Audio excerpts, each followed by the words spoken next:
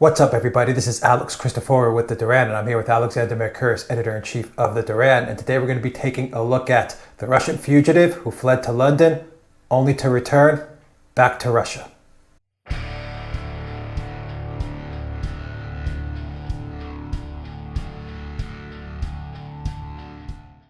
All right, this is an interesting story. We have Sergei Kapchuk, who at one point in time fled Russia to London. He lived the high life, British oligarch. He partied with the oligarchs. He spent lavishly. He dated beautiful women.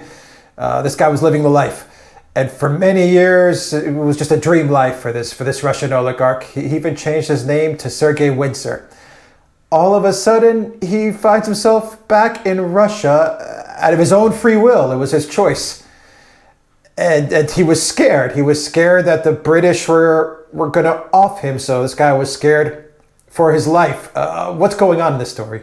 Well, what he's saying, and it's I suppose interesting, and some people would say it was bizarre. What he's basically saying is that the British security services are now picking off Russian business people like him, Russian exiles, are basically, I suppose, assassinating them as part of their agenda to presumably promote conflict between Britain and Russia.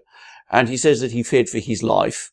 And as a result, that was the reason why he fled back to Russia. Now, as I say, it's a bizarre story, but of course it's one that plays well with some people in Russia at the moment who are very, very angry with Britain for any number of reasons. But of course, there's been the Skripal affair. There's been the Litvinenko affair before that. There was the former head of Aeroflot who hanged himself. There was Berezovsky. There's all these weird and wonderful and awful oligarchs who've self-exiled to London with all their loot. There's also the relentless British campaign against Russia. And this has been, I think, music to the ears of many people in Russia.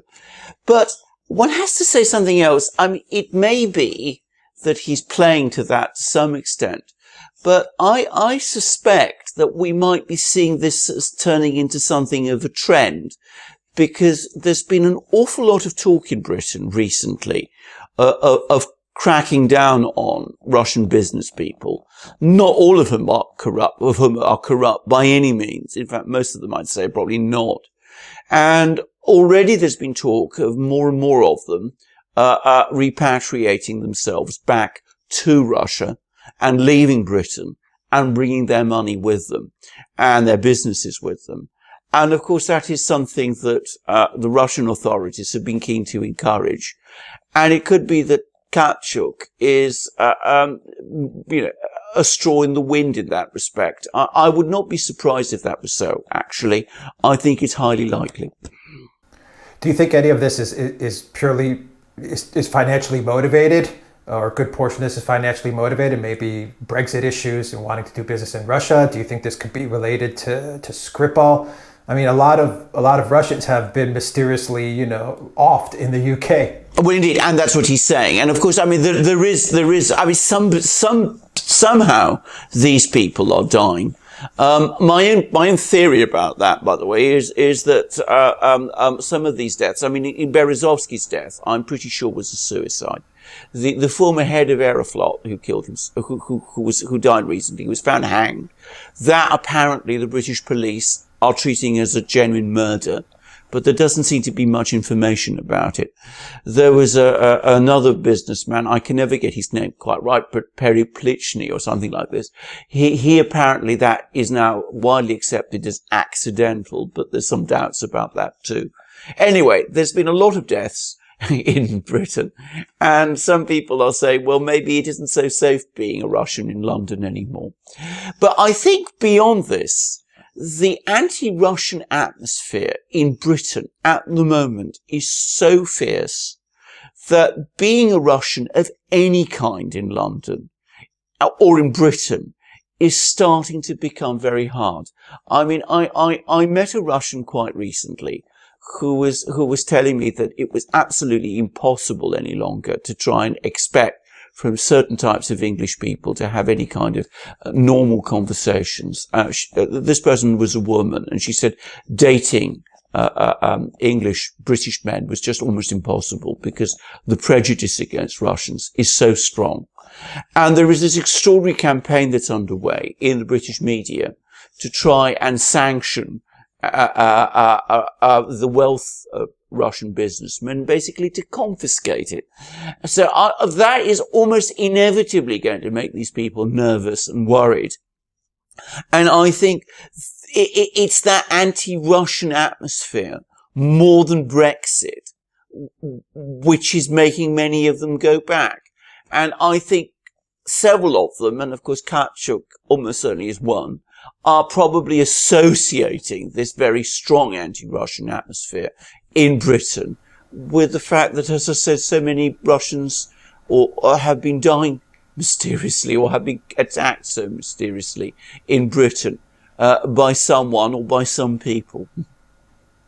Do you think the Russian media will seize on this story in much the same way that the UK media seizes on any stories about Russia and any type of Russian conspiracy theories? So do you think the Russian media can play up this story domestically to their advantage? I've no doubt some parts of the Russian media will. I mean, why shouldn't they, after all? I mean, it's a lovely story from their point of view, and they can play it up. And this man, Kapchuk, is now busy giving interviews and telling his story. And of course, as I said, is music to the ears of some people. The one thing I'm going to say, and I know that there are some people possibly listening to us or watching us who may find this difficult to believe, is that the Russian media is actually much more diverse than people realize, and that there is a much wider spectrum of opinions about Britain in Russia than there is about Russia in Britain.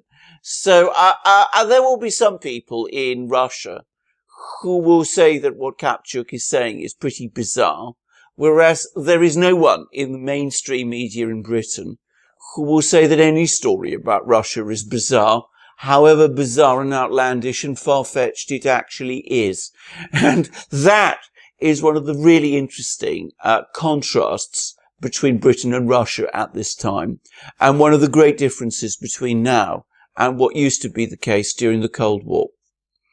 Maybe there was some truth to what Kapchuk was saying. I mean, he did notice some strange things. I mean, he was in Croatia, traveling to Croatia. He got his papers revoked. He saw some other strange activities as he was trying to live his daily life in the UK. I mean, perhaps there was some validity to his reasons to leave the UK out of fear of getting offed by the MI6 or something like that. Could there be some truth to his reasons for going back to Russia?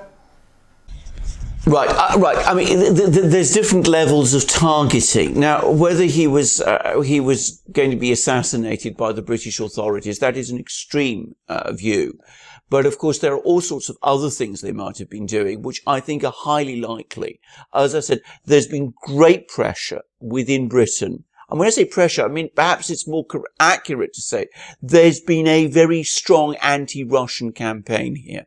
And that anti-Russian campaign has extended to targeting Russian business people here and threatening them with prosecutions and threatening them with their assets. So it would not be at all surprising if people like Kapchuk, who are well-known here, well-known, obvious high rollers, Russian high rollers here, are coming in for a lot of attention and a lot of harassment, and if the British authorities are involved in it. So, to answer your question, I do think there's possibly some force to what he's saying. I'd say there's probably quite a lot of it. I'd say that he's an obvious person of interest, if I can put it like that, to some people in Britain. And it wouldn't surprise me at all if some of the harassment and some of the, that he's been talking about and some of the strange things that he's been talking about are true, and that if he had stayed in Britain, he might have been targeted for something more severe. Though whether it would have gone to the point of an outright assassination, well, about that I don't know, and I rather doubt it. All right, two questions. Do you think Kapchuk will be safe living in Russia? And the second question is, do you think that we may be seeing more Russian oligarchs who left Russia in the 90s and went to live in the UK, but not only the UK, New York, Singapore, other places? Do you think we may be seeing more of these oligarchs moving back to Russia now? Well, what's very interesting about Kapchuk is, of course, that he's got outstanding criminal charges against him in Russia, which apparently, have not been dropped.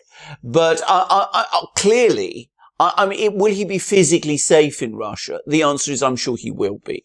Will these charges against him be dropped? I suspect a deal will be done, because, as I said, this is a story that is so useful to the Russian authorities that they will probably come to some kind of a deal with him. I suspect he'll pay back some money, and something like that will be done. Kind of thing, by the way, that happens in many countries. It happens in Britain, and it happens in the US as well. I mean, unless he was involved in violent crimes, which there's no suggestion that he was. Will he be is he a straw in the wind? Will others follow? That is the big question. And my guess is they will. I mean, can I take us back to the story of Maria Butina, the Russian woman who was arrested in the United States because she was close to the NRA, and against all sorts of extraordinary claims and charges were being brought against her. The fact is, it is open season against Russians in Britain and in the United States and in other places. And as I said, I know this myself. I've spoken to Russians who are affected by it. I think a lot of them will say, look, this isn't a friendly place for us anymore. We're not really safe here. We're going to face constant harassment and pressure. Let us reconcile with our home country. Go back there. Conditions in Russia are now pretty good materially. We've got plenty of business opportunities we can go to, we can pursue. Let's come to some sort of arrangement, deal with the Russian government, which is keen to have Russian money coming back and has been talking about amnesties. And I suspect a lot of these people, one way or another, will start to go back. Some of them have done such terrible things in Russia that option isn't open to them, because the Russians won't forgive and they won't forget it. But I think we will see a lot of the others who are probably, who are not so implicated in some of the terrible things. They probably will go back. And what I suspect will start as a trickle will before long become a flood. Can you, off the top of your head, name some of those Russians that did some terrible things in the past that's returning back to Russia? Yeah. It's just not an option. It's never going to happen. Well, I'm going to mention one, who is a man called Borodin, who is a Russian banker, who was the head of Bank of Moscow. And, I mean, Bank of Moscow went bust. And there was a $5 billion hole in its accounts. And he's fled to Britain, and he's living here. And as I understand it, I mean, he is very much wanted by the Russian authorities, and I can't imagine they'll ever agree to give him any sort of pardon. And I mean, there are other people like that, lots of other people like that. Some of them less well known, but we mustn't be oblivious to some of the things that happened in Russia during the bad years of the 1990s. And it is London and Tel Aviv and to some extent New York, which have become the bolt hole for these people. And realistically, they're never going back.